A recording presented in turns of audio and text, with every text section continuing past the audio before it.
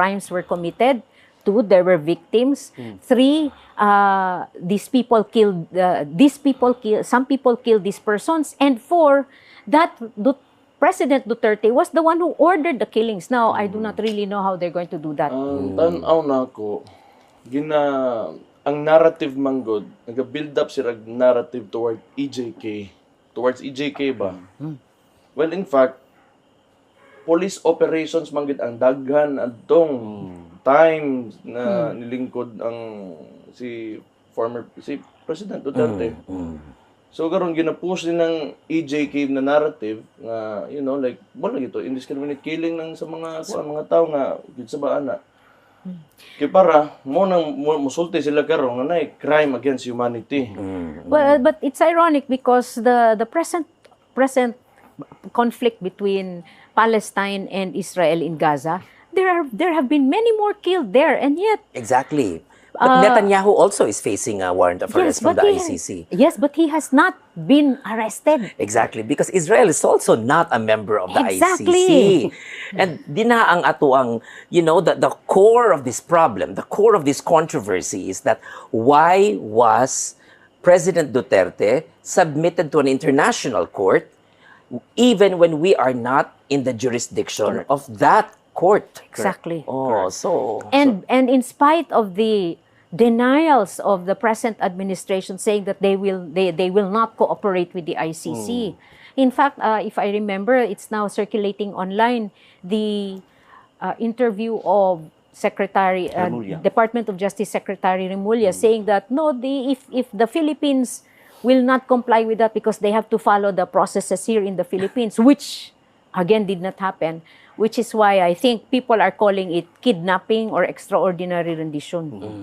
Okay, attorney, now let's go to the discussion diri karon sa pag-aresto kang PRRD. Now we have established the fact the Philippines withdrew from the ICC 2019 and as we speak 2025 karong mga panahon na when the arrest was conducted, dili nata membro sa ICC. That is a fact na kailangan nato masabtan.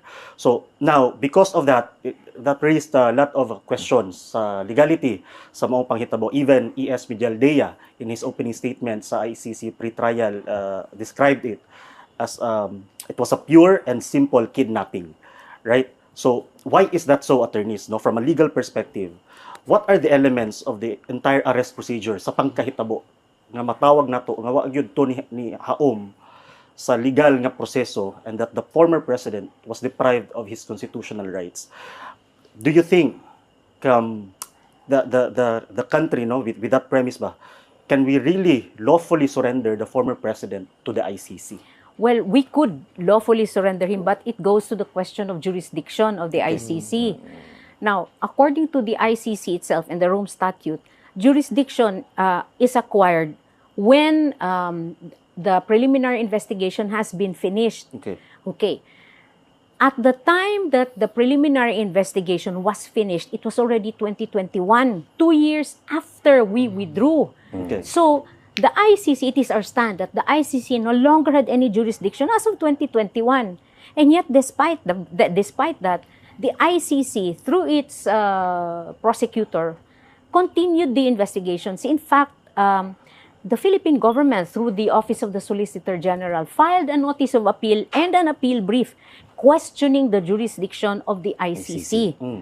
Unfortunately, I think it was composed of 5 judges. 3 judges voted that the ICC had jurisdiction, but the presiding justice and 1 other dissented and made their dissenting opinion known, saying that they did not have jurisdiction. Pero kung aware ang ICC anding by 2021 nahuman tong preliminary investigation.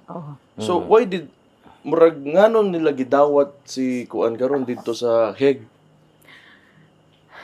Wala pa may hearing for that. I see. Yeah, but why did they cooperate with the government na wala sila jurisdiction? As of now, jurisdiction is not yet a question. Okay. They will discuss jurisdiction by September 23. Yes. So as of now, i-detain muna kaya na may warrant of arrest and the prosecution in their prosecutorial brief said na the Philippines is now cooperating and is willing to hand in the President Duterte to the ICC. And so, once gani, although dili obligated ang Philippines nga mo submit ni Duterte ngadto sa ICC, pero once gani maka-acquire og jurisdiction ang ICC niya, then they will have to hear him because of the cases from 2011 to 2019. Pero ang problema ana is the way he was offered. First, he was served the warrant of arrest. Number two, how he was offered to the ICC. These are jurisdictional problems already. And that can be the first question. Because if you cannot pass on how you were arrested, how the warrant of arrest was served, then that case can automatically be dismissed. Because, you know, the fruit of the poisonous tree. Yes. Mao man na siya. Di man na pwedeng mo discuss ta sa trial kung in the very first place sayop ang pagdakop. Okay, ang fruit of the poisonous tree is, Attorney Regal is saying fruit of the poisonous tree. Ang pasabot ni Ana is, if the process by which the evidence or jurisdiction, evidence was gathered was illegal, then any evidence gathered as a result of the process is also considered illegal and cannot be admitted in evidence. Okay. Kana to siya. Pero ako ba, anong nag-participate gihapon ng ICC? Okay, according to them, naman kuno sila jurisdiction from 2011 to 2019. So, katoy lang ginaingon nga. Kana, yes. Pero kita, di kita obligated. Kay 2019 upwards, di naman ta member. So, supposedly, yun, kung si President Duterte muadto og United Kingdom, and UK is a member of the ICC, he can be arrested there. Dili din he. Dili din higyud. And also, supposed to be gyud, since 2019 pa na kita nag-withdraw, wala gyud dapat sila jurisdiction because that is really our stand. They have no jurisdiction. And in fact, the Philippines has been saying prior to the execution of the warrant of arrest, we will not entertain the ICC warrant of arrest. So it is really a great, how shall I say it, surprise that they did an about face. And in fact, it would appear nga beforehand pag yun, na sila, they were already in talks with the ICC for the issuance of the warrant of arrest. Bisag si Bongbong Marcos, kapila na nigawa yung baba nga dili niya. Di niya i-respect ang jurisdiction sa ICC. Pero granting for the sake of argument, kung member pa lang ta sa ICC karon, if we're a member, diwa gyapoy jurisdiction ng ICC yor. Exactly. Why? Because we have laws. We have RA 9851. We have functioning prosecution. We have functioning courts. We have a Supreme Court that is still functioning. So, nganong kuhaon man ang kaso sa ICC? Exactly. So, di good pwede to begin with. Okay, ang RA 9851 is the act on the Philippine law on international On crimes. humanitarian Humanitarian laws. humanitarian law, genocide, and other crimes against humanity. So, kanana siya. So, even under RA 9851, there already a provision saying na dili pwede ihatag ang jurisdiction kay dirisa. And even if there is already a warrant of arrest there, we still have to look at the applicable extradition treaties and laws. Exactly. Karon, we do not have an extradition treaty with the ICC because ICC is not a state. It's not a state. So, since we do not have an extradition treaty with the ICC, dili gyud siya dapat unta gihatag dito sa ICC. So, this one really is a rendition, a kidnapping, plain and simple. so technically kidnapping yun siya. Kidnapping without ransom. Tinuda. Tinuda. Yeah. Gikuha ba ya siya ha? Forcefully, gisakay eroplano, and the airplane is even private, and then spent by the government. So this is, kidnapping made State-sanctioned and hosted kidnapping. by the government. Yes. Kay ang nagbayad ba ni Ani daw, according to Office of the Yang President. ni DILG Secretary Remulla, it was the Office of the President. So, where did the money come from? It came from our taxes. Correct. tama ka Director, not to mention ba the other blatant violations dito during the arrest, no? For example, katong he was PRRD was deprived his right to counsel na karon man to sa video, no? This is Yes. not as if nagi-buhat-buhat nato, but there was a video circulating nga FPRRD was asking for VP Sara as his legal counsel, but wala gipasulod. And let me just clarify on that one, ha. Kay daghan kaayo bag mixed opinions all over online on that one nga kanang di man gid pwede si Sara mo represent ni President Duterte kay Sara is the Vice President and she is prohibited from practicing because of the ethical standards for public officers. Yes, that is true. Correct na. But the President can still request for a personal counsel. And a lawyer, once he takes his oath, once he passes the bar and accomplishes all the requirements from the Supreme Court, will never lose the status of being a lawyer. So, it is only, dili na ni Sara ang problema kung mo represent ba siya dili. So, sa korte. But unfortunately, she is not even representing him in court. President Duterte was asking for VP Sara, perhaps in her personal capacity as a daughter and as a lawyer at the same time. Pero dili pa na.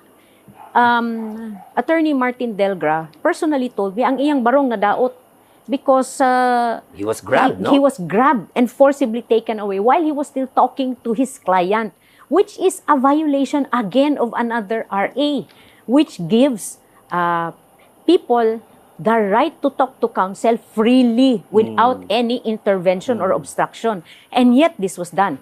Second, ES Salvador Medialdia, gipusasan siya. Wala gipakita, but gipusasan siya at first, diri sa likod. Ginitore mismo. And then later on, while he was escorted out, gitangtang ang posas para unta pusasan sa atubangan, pero gitangtang na ang posas. Pero gipusasan siya for obstruction of justice. Ni General Torre. Wow. Yes.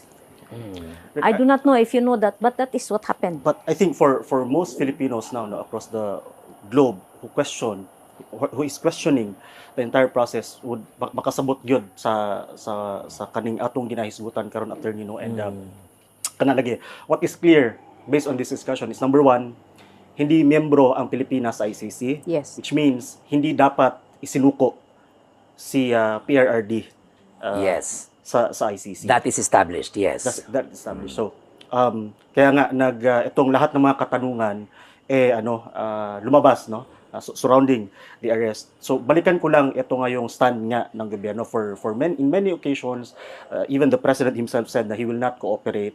And immediately after the former president was flown, no, outside the Philippines, press con siya, and he said that hindi naman the country, pinanindigan lang natin yung commitment natin sa Interpol, hindi sa ICC warrant. Yun yung kanyang sinabi that the government assisted the arrest. Reasoning niya. Kaya nag-participate sila, di ba? Correct. Because of the Interpol. Now, quickly lang, attorneys, para ma-educate ng ating mga kababayan, sino ba si Interpol at ano ba ang jurisdiction nila sa mga countries including the Philippines? At ano ang obligasyon natin sa Interpol?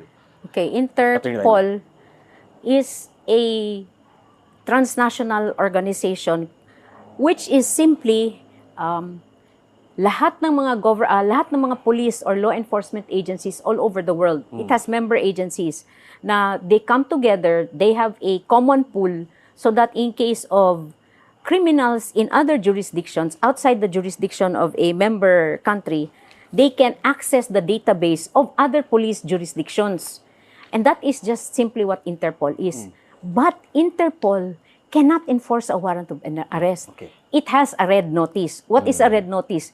It is only advisory to the members of the Interpol saying na, hey, can you please arrest this person? Okay. But they cannot say, we will arrest this person. Now, in the Philippines, Interpol is represented by the Philippine Center for Transnational Crime. Kaya, a representative was there when President Duterte was kidnapped. But he was not the one talking. Nasa background lang siya. It was General Torre talking. So, dapat dili unta si General Torre if Interpol indeed had jurisdiction and had the capacity to arrest President Duterte, but it does not. So, ang ginasulti sa Philippine government that they were only complying with the warrant of arrest issued by or the red notice issued by the Interpol. Kana dili gyud na tinuod. Kani I really printed this. Okay, nakabutang